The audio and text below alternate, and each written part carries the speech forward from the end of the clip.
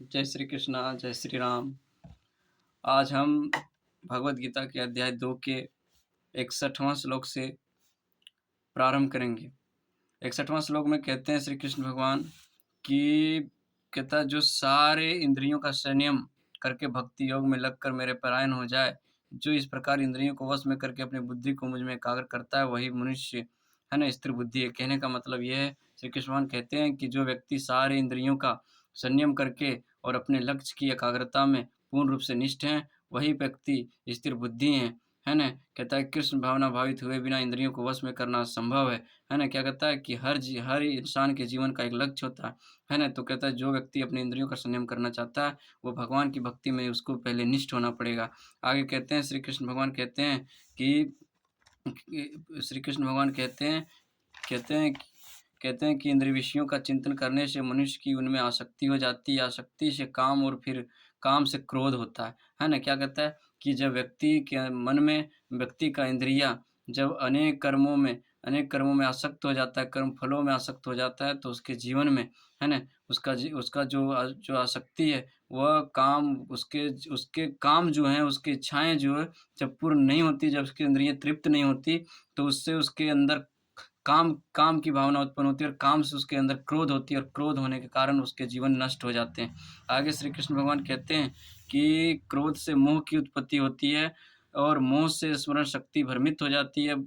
स्मृति भ्रम से बुद्धिनाश और बुद्धिनाश से संसार कूप में फिर से पतन हो जाया करता है। कहता है जो व्यक्ति के अंदर क्रोध उत्पन्न हो जाता है, जब इच्छाएँ पूर्ण नहीं हो जाती, जब विषय वासनाएँ पूर्ण नहीं होती, तो व्यक्ति के अंदर क्रोध होती है और जब क्रोध उत्पन्न होता है, तो इंसान के अंदर मोह उत्पन्न होती है। और मोह से क्या होता है कि उसकी स्मरण शक्ति जो है वो छिन्न हो जाते हैं, है ना? और जब उसकी स्मृति शक्ति भस्म हो जाते हैं, छिन्न हो जाते हैं, तो उसके अंदर के बुद्धि नाश हो जाते हैं और जब बुद्धि नाश हो जाते हैं, तो वह व्यक्ति अपने कर्मों में संघर्ष बार-बार करते रहते हैं और उससे वह कर्म फलों में बंधते चले जाते हैं, है ना?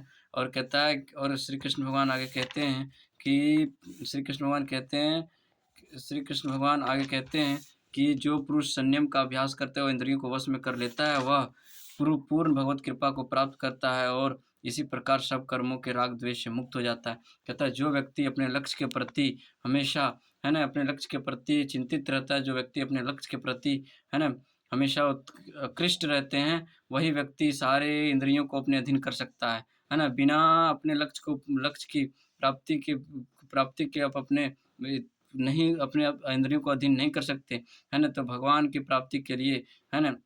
भगवान की प्राप्ति के लिए पूर्ण रूप से भगवत निष्ठ होना अति आवश्यक है और इस प्रकार से राग द्वेष से मुक्त होया जा सकता है। जब सारी इंद्रियाँ आपके अधीन हो जाएँगे, तो आपके अंदर जितने भी प्रकार के राग हैं, द्वेष हैं, है ना?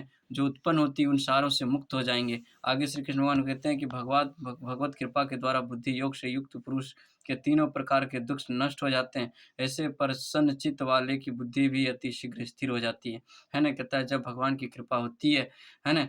तो व्यक्ति के अंदर जितने भी प्रकार के दुःख हैं, जो 3 प्रकार के दुःख हैं, विषय वासना, विषय भोग और इंद्रिय तृप्ति की कामना, है ना? जब सारी इच्छाओं का नष्ट हो जाते हैं, है ना? तो क्या कहता है कि वह व्यक्ति हमेशा मन से प्रसन्न रहते हैं, अपने चित्त से हमेशा प्रसन्न रहते हैं। कुछ भी सुख हो, दुःख हो, उसमें मान हो, लाभ हो, हानि हो, किसी भी प्रकार से वह हमेशा सुख रहते हैं। अपने मन मुस्कुराते रहते हैं और अपने जीवन को, है ना,